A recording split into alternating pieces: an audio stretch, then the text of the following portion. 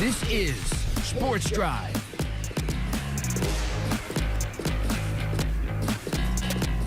Welcome back into the Sports Drive. I, of course, am Zach Wardard. Huge thanks to Alan Robertson taking time out of his day to chat with me. It was a fun one.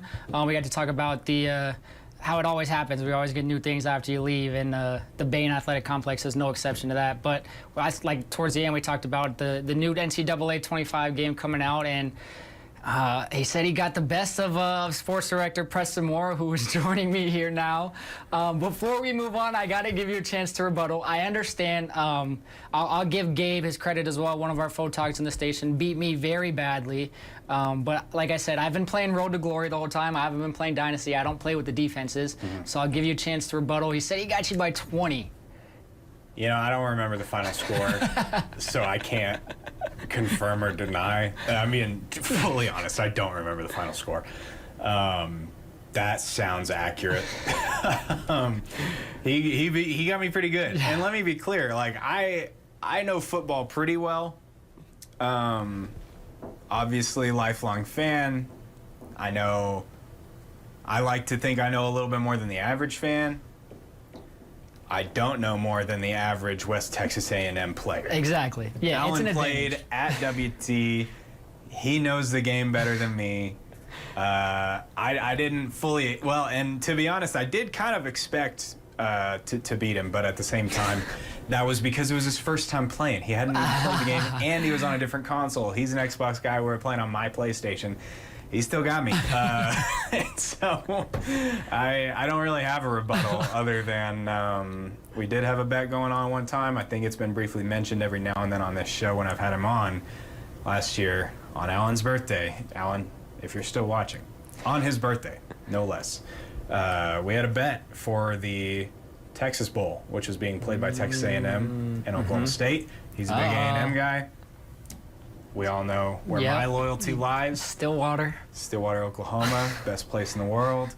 And, well, the Aggies lost on his birthday, and he had to do the Blazing Challenge at Buffalo Wild Wings. So that's all I'll say about that is I got him in real life. Yeah. So I'll take that. I think if he got me in the video game. I'll give him credit. Okay, I think if you guys would have switched over, you're going to play like MLB The Show, I think you might have had a better shot there. Maybe. Especially being as in tune with the Sod Poodles as you have been. Maybe. And, you know, you start to see these pitches go in real life, and then you start to time them a little bit better on the video game maybe. So maybe watching the Sod Poodles play has helped that aspect of it. I'd like to say that that's how that works. Maybe we'll test that out someday. I don't know. Yeah, he got the better of me. But there will, I'm sure, at some point in time, be a rematch. And gotta be. I'll be training. I don't know if I'll be able to get my revenge, but I'll certainly do. I will certainly try. All right. Well, he got you an NCAA. I think we have to get the MLB The Show going on. I think it's only right. I think it is. And then, like I told him, I wish we could have Division II. The same way I wish we could have AA. You know, I would have the Sod Poodles in the Texas League Championship every year, like they were last year. And we're starting to see that unfold in real life, possibly right now, getting hot on a win streak.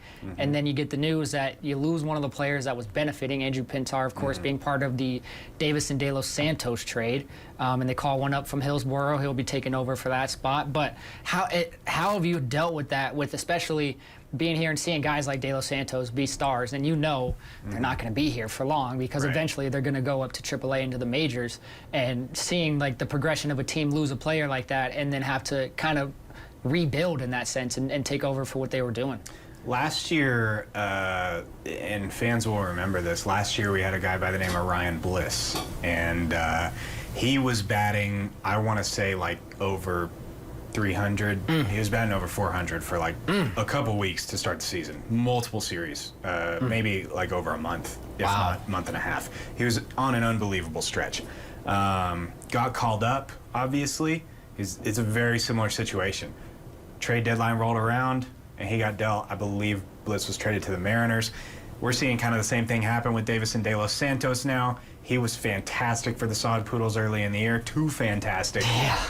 So much that he got called up, traded to the Marlins. We may see him in the big leagues now. So that being said, we have to remember first and foremost, this league is about development. They say it all the time. The wins and losses are great, and we are starting to see that. We are starting to see the wins and losses come around. And yes, losing Andrew Pintar, that hurts the Sod Poodles. At the same time, there's a lot of guys who have been making a difference. It's not just been Andrew Pintar's influence that has led to the current hot streak. Guys on the mound are playing better. You got Dylan File, Kyle Ament pulled out a great save last night in the waning moments of the game.